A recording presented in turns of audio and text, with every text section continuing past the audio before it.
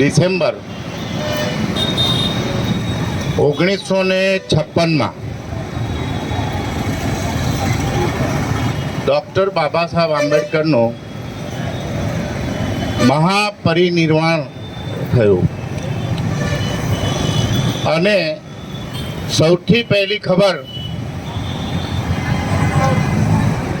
Doctor બાબા સાહેબના ખાસ વ્યક્તિ જે એમની સતત સેવા કરતા હતા એમને પહેલી પડી. એ આખા સમાચાર વિશ્વ માટે આઘાતજનક બન્યા અને બાબા સાહેબને દિલ્હીથી મુંબઈ લાવવામાં આવ્યા. દાદર પર ચૈત્યભૂમિ પર બાબા સાહેબના અંતિમ સંસ્કાર કરવામાં આવ્યા. બાબા સાહેબ આપણી વચ્ચે નથી, પરંતુ બાબા સાહેબના વિચારો આપણી સાથે છે. તો એમને શ્રદ્ધાંજલિ અર્પિત કરતા આ તબક્કે બાબા સાહેબને હું હૃદયપૂર્વક શ્રદ્ધાંજલિ સમર્પિત કરું છું. પણ સાચી શ્રદ્ધાંજલિ ત્યારે હશે કે બાબા સાહેબે બનાવેલી પાર્ટી, બાબા સાહેબે બનાવેલા વિચારો, બાબા સાહેબે આપણને કરેલા આદેશોનું પાલન કરવામાં આવશે તો એ શ્રદ્ધાંજલિ સાચા અર્થમાં શ્રદ્ધાંજલિ હશે. બાબા સાહેબે ઘણું કહ્યું છે કે પહેલા તમે શિક્ષણ મેળવો, સંગઠિત થાઓ અને પછી સંઘર્ષ કરો. આજે શું થઈ રહ્યું છે? અશિક્ષિત થઈ રહ્યા છે, અસંગઠિત થઈ રહ્યા છે અને સંઘર્ષના નામે નિંદુ છે. એટલે બાબા સાહેબે જે શિક્ષણ લેવાનું કહ્યું, શિક્ષિત બનો और शिक्षित बनाओ. आज समाज शिक्षित बनने की बजाय अशिक्षित तरफ जा रहा है. अशिक्षित का मतलब होता है अज्ञान. આજે આપણા ઉપર જે શાસક પક્ષ શાસન કરી રહ્યું છે એ આપણી અજ્ઞાનતાના લીધે કરી રહ્યું છે. આપણી અજ્ઞાનતા એ છે કે આજે શાસક પક્ષ કઈ રીતે શાસન કરે છે, આપણા હક અને અધિકાર ક્યાં છે અને આપણા હક અને અધિકાર ક્યાં જતા રહ્યા છે, આ બજેટમાં આપણી શું જોગવાઈ છે એની આપણને કોઈને કાંઈ ખબર નથી. આપણે જાણીએ છીએ કે કોર્પોરેશનમાં 40 થી 50,000 કરોડ રૂપિયાનું બજેટ હોય છે. એમાં SC/STના બજેટના 15 થી 15% એટલે 7% SCના, 14% STના, એમ 21% જેટલું બજેટ કોર્પોરેશને SC અને ST માટે વિકાસ કરવા માટે ફાળવવાનું નિયમ છે.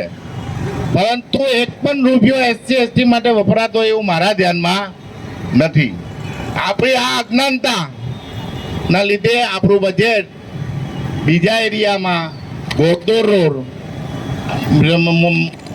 વેસુ રોડ અને સવર્ણ લોકોના, ઉજરિયાત લોકોના રોડમાં વપરાય છે, આપણા ત્યાં વપરાતું નથી. અને એને કારણે આપણે જે રીતે આપણો ઉપયોગ કરવો જોઈએ તે આપણી અજ્ઞાનતા છે. એટલે બાબા સાહેબે કહ્યું કે શિક્ષિત બનો, એટલે તમામ વસ્તુની જાણકારી રાખો. શિક્ષિત બનવા માટે એટલા માટે કહ્યું છે કે શિક્ષણ હશે તમારી પાસે તો તમે કોઈ પણ વાતનો અવાજ ઉઠાવી શકશો. आवाज को बुलंद करना चाहिए, बाबा साहब ने कहा है.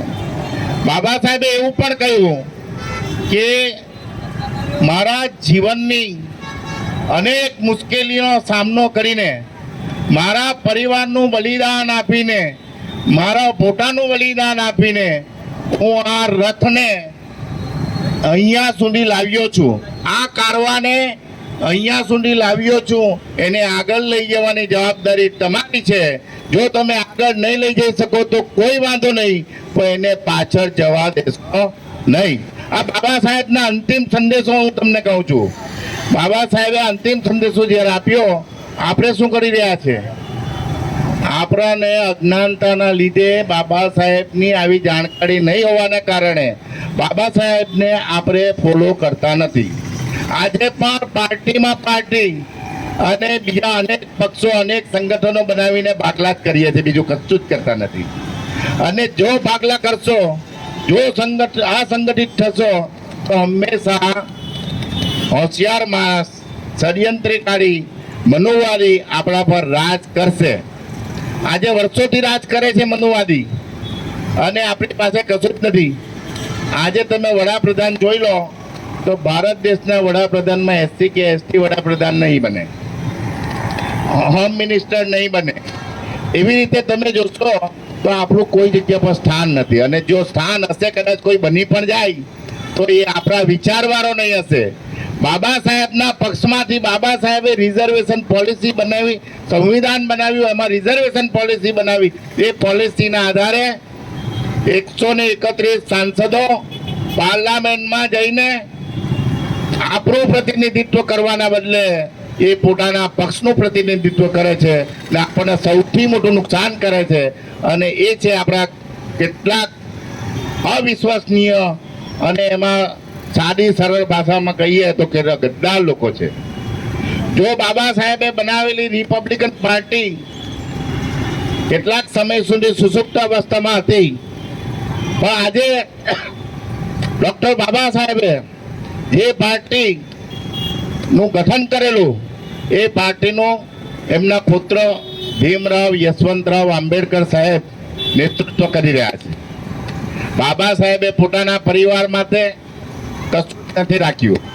બાબા સાહેબના પરિવારનું બલિદાન થયું સમગ્ર ભારતના એસસી, એસટી, ઓબીસી અને ખાસ કરીને ભારતના નાગરિકો માટે. તો એમણે પોતાના પરિવારનું બલિદાન આપ્યું. એક દાખલો આપી દઉં કે બાબા સાહેબ જ્યારે રાઉન્ડી કોન્ફરન્સમાં લંડન જઈ રહ્યા હતા, ત્યારે એમના સંતાનના સમાચાર આવ્યા અને એમના મોટા ભાઈએ કહ્યું કે ભીમ, તારો સંતાન ગુજરી ગયો છે. બાબા સાહેબ તે ક્ષણે ખૂબ રડ્યા, બહુ જ રડ્યા, અને કહ્યું કે જો હું આજે રાઉન્ડી કોન્ફરન્સમાં નહીં જઈશ તો. બાબા સાહેબે છેલ્લો સંદેશો ત્યારે એવો આપ્યો હતો કે જો હું રાઉન્ડી કોન્ફરન્સમાં નહીં જઈશ તો મારા 7 કરોડ બચ્ચા સાથે અન્યાય થશે. આ હતા આપણા બાબા સાહેબ આંબેડકર. હમણાં તમે તમારા પોતાના બાળકનું બલિદાન આપી શકો છો? નહીં. દીકરીનું બલિદાન આપી શકો છો? નહીં. માત્ર હાજરી આપીને એમને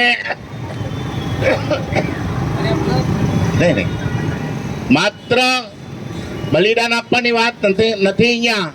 માત્ર બાબા સાહેબના મિશન સાથે જોડાવાની વાત છે.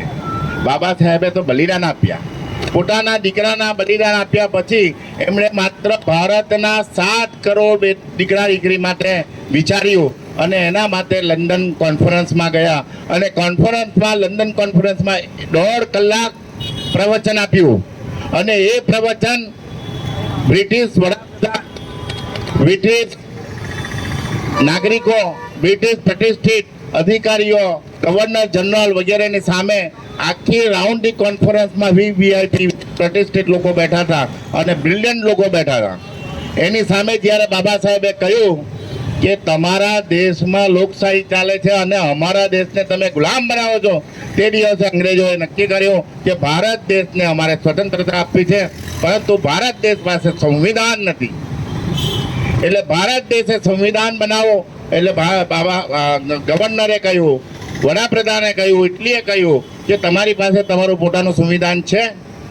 ત્યારે ભારત પાસે એવી કોઈ સક્ષમ અને સમર્થ વ્યક્તિ નહોતી અને સંવિધાન બનાવવાની કેપેસિટી નહોતી. આખરે ટૂંકમાં જ તમને કહું છું, બાબા સાહેબના માથે જિમ્મેદારી આવી. બાબા સાહેબે સંવિધાન બનાવ્યું. સંવિધાનના માધ્યમથી બાબા સાહેબ 14મી એપ્રિલે જ્યારે જન્માતા, એ 14મી એપ્રિલે જ્યારે જન્માતા, બંધારણમાં 14મું આર્ટિકલ એવું આપી દીધું કે બધાને સમાન મળે, તમામ નાગરિકોને સમાનતાનો હક મળે. એવી રીતે બાબા સાહેબે આર્ટિકલ બનાવ્યું. એમાં મહત્વનું આર્ટિકલ છે 14 એપ્રિલ બાબા સાહેબનો જન્મ તારીખ. અને 14મો આર્ટિકલ મહત્વનું ભારત દેશ માટે. એટલે સમાનતાનો હક અને અધિકાર ડૉક્ટર ભીમરાવ આંબેડકર સાહેબ આપણને આપ્યો, પણ આજે પણ આપણને એને ખબર નથી કે સમાનતાનો અધિકાર આપનાર કોણ છે, તો ડૉક્ટર B.R. આંબેડકર સાહેબ છે. આજે પણ કહું છું કે આજે બધાને હું તો સ્વાગત કરું છું. રિપબ્લિકન પાર્ટી ઓફ ઇન્ડિયા જ્યારે બાબા સાહેબે બનાવી, તો આપણી ફરજ છે બાબા સાહેબને ઋણ અદા કરવાની. આ એક અવસર છે. અવસર પોતાના સ્વાર્થ માટે પણ રાખો, અવસર તમારી વિકાસ માટે રાખો, અવસર તમારી સમાનતા માટે રાખો, અવસર તમારી જે તક મળે છે, સમાનતાની તક મળે છે, એ તક માટે રાખો. એટલે equality before law and equal protection of the law એને સારી રીતે તમે સમજો. જો તમે આ સમજવામાં નિષ્ફળ થશો તો ધીરે ધીરે મનુવાદ સંપૂર્ણપણે તમારા પર હાવી થઈ જશે અને ફરી પાછા આપણે મનુવાદમાં ધકેલાઈ જઈશું અને ફરી પાછા આપણી પરિસ્થિતિ વધારેમાં વધારે ખરાબ થશે. આવા સમયે આપણી પાસે ડૉક્ટર B.R. આંબેડકર હવે નથી. એટલે ઉઠો ભીમ સૈનિકો, आवाज बुलंद करो और एक हो जाओ. अभी भीम आने वाले नहीं है. એટલા માટે તમને કહું છું કે જ્યારે રિપબ્લિકન પાર્ટી ઓફ ઇન્ડિયાનું ભીમરાવ સાહેબે નેતૃત્વ સંભાળ્યું છે, ત્યારે એમના લોહી પ્રત્યે, એમના ખૂન પ્રત્યે આપણી જિમ્મેદારી છે કે એમને વફાદાર રહી એમના હાથ અને અવાજ બુલંદ કરવાની, એમની સાથે રહેવાની આપણી ફરજ છે. અને જો આપણે સાથે રહીશું તો આવતા દિવસોમાં પરિણામ સારામાં સારું લાવી શકીશું. આપણે બંધારણનો અમલ કરાવી શકીશું. બંધારણનો અમલ કરાવી આપણા હક અને અધિકાર માટે આપણે લડી શકીશું. આપણને આપણા ભારત દેશને જે નાગરિકોને સમાન અધિકાર આપ્યો છે, એ અધિકારનો આપણે ઉપયોગ કરી શકીશું. આપણે ન્યાય મેળવી શકીશું. અને એ માત્ર એક અને એક રિપબ્લિકન પાર્ટી ઓફ ઇન્ડિયા એ એના મારફતે જ થશે.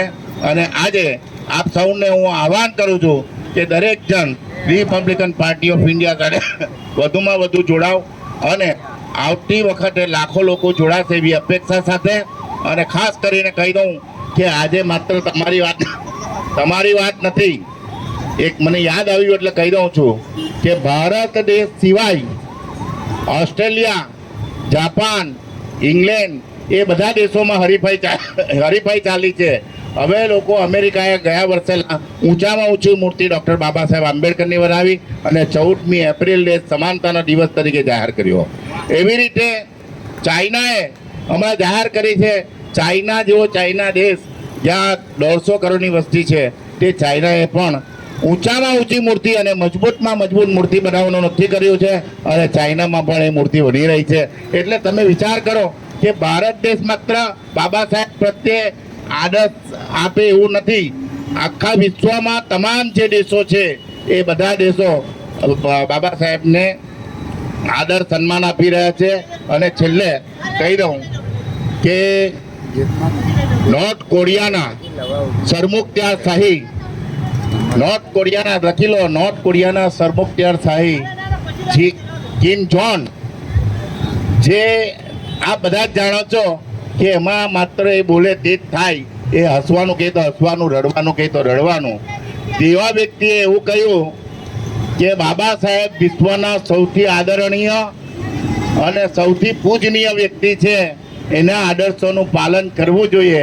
જો એ કિમ જોન પાલન કરવાનું શરૂ કરે તો નોર્થ કોરિયા પણ સુખી થઈ જાય. અને ભારતમાં જ્યારે અમેરિકાના રાષ્ટ્રપતિ ભારત આવ્યા હતા, ત્યાર પછી એમને ફરીથી એક તક મળી. એમણે પણ બાબા સાહેબ માટે કહ્યું કે જો બાબા સાહેબ અમારા અમેરિકામાં જન્મ હોત તો અમે સૂરજની જેમ એમને પૂછતે. એટલે જુઓ, વિશેષતા જુઓ, એમના ગુણ જુઓ, એમની તાકાત જુઓ કે આખું વિશ્વ એમને નમન કરે છે, એમના ચરણ કમળમાં પડી ગયું છે. અને આજે બાબા સાહેબને આપણે શું કરી રહ્યા છે? આપણે આટલા જ લોકો અહીંયા બેઠા છે, એ આપણા માટે શરમજનક બાબત છે. ખાલી માત્ર હાર ચડાવવાથી કશું થતું નથી. એકતા બનાવવાની છે, તાકાત બનાવવાની છે, સંગઠિત થવાનું છે. અને અહીંયા જે કંઈક થોડુંક એનાલાઇઝ કરી દઉં તો અહીંયા મહાન ચિંતકો છે જે કંઈ કહી ગયા તે એને અનુસરો. બહુ બુદ્ધિશાળીપૂર્વક એમણે ભાષણ કર્યું. બહુ સરસ રીતે સમજાવ્યું કે કેટલાકે મરાઠીમાં, હિન્દીમાં અને ગુજરાતીમાં ત્રણેય ભાષામાં સારી રીતે સમજાવ્યું છે. આપણી આ પક્ષને મહત્ત્વ ફરીથી પુનર્જીવિત કરવાનો જો સિંહ ફાળો જાય તો આપણા માનવ બંધુ વિજયભાઈ મૈસુરિયા જે છે એમણે આ બીડું ઉપાડ્યું છે અને એમણે પાર્ટીનું રજિસ્ટ્રેશન કરાવ્યું છે. અને ગઈકાલે પણ અમે ડૉક્ટર ભીમરાવ આંબેડકર સાહેબ એટલે ડૉક્ટર બાબા સાહેબ આંબેડકરના પૌત્ર એમને ગઈકાલે અમે ચૈત્યભૂમિ પર મળ્યા હતા. એમણે પણ એ જ સંદેશો આપ્યો છે અને એ 8 તારીખે સુરત આવી રહ્યા છે. તો મારી આપને આ તબક્કે એ જ વિનંતી છે કે આપણે ભીમરાવ સાહેબના હાથ મજબૂત કરવા છે, વિજયભાઈના હાથ મજબૂત કરવા છે અને તમામ લોકોની તાકાત વધારવી છે. આની સાથે સૌને મારા જય Bhim. Thank you so much.